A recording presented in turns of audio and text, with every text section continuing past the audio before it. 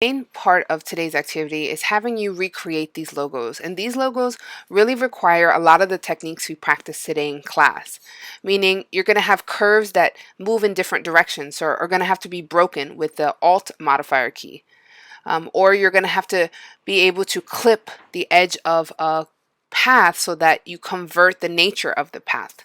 So let's start off with the Apple logo. I'm going to zoom in super close here, and I like to start off with the little stem. Let's take our pen tool. We always click and we drag in the direction that our curve's going in. My curve is going right, like towards the left, a little downwards. I never cut into the curve. I always lean against the curve like this.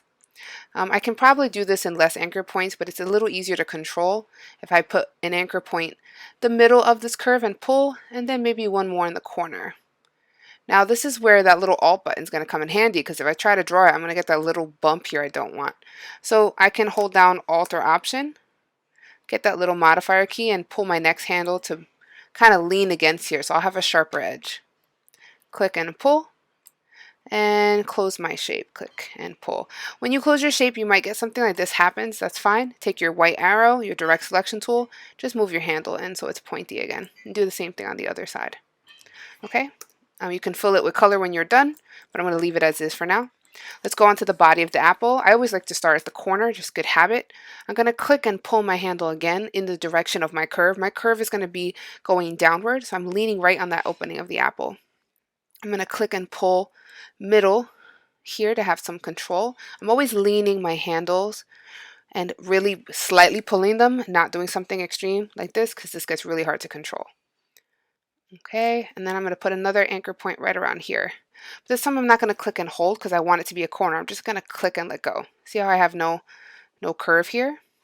Because that corner is like sharp. Let's put another anchor point right around here. Part of the skill of learning the pen tool is really learning where to put anchor points. Some of it comes from intuition and like practice. So if you don't get it right in the beginning, don't worry.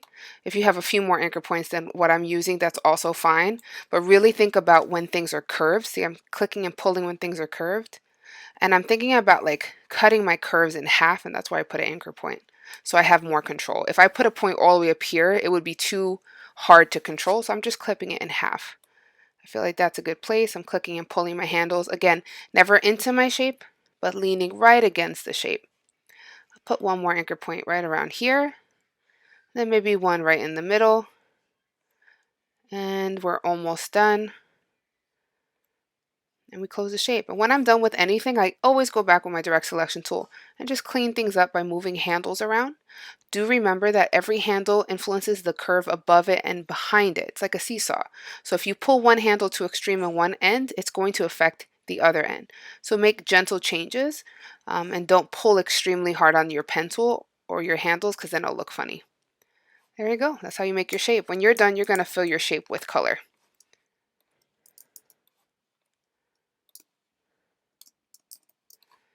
You made a logo.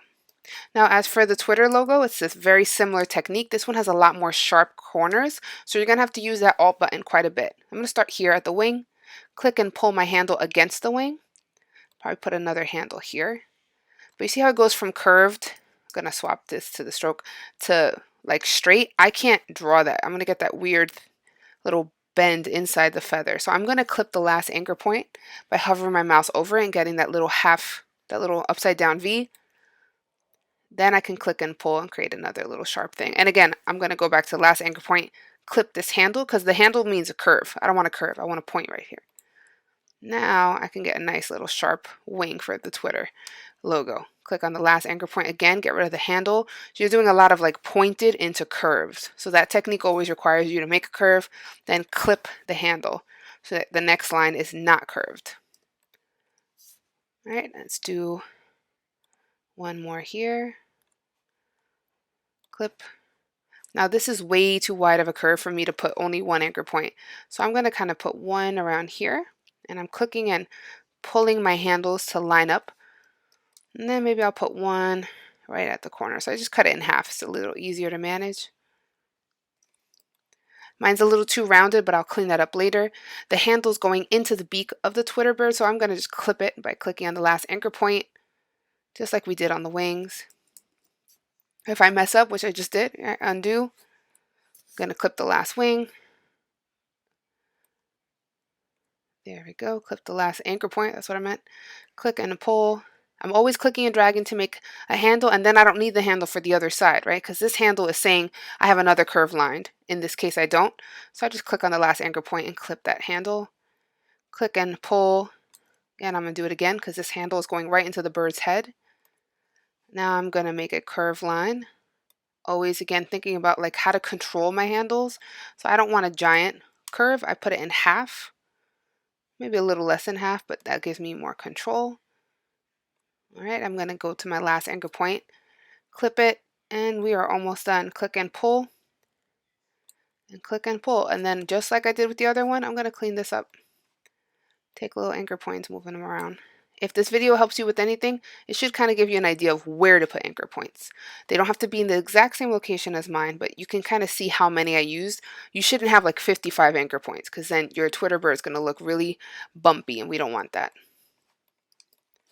There you go, both your logos.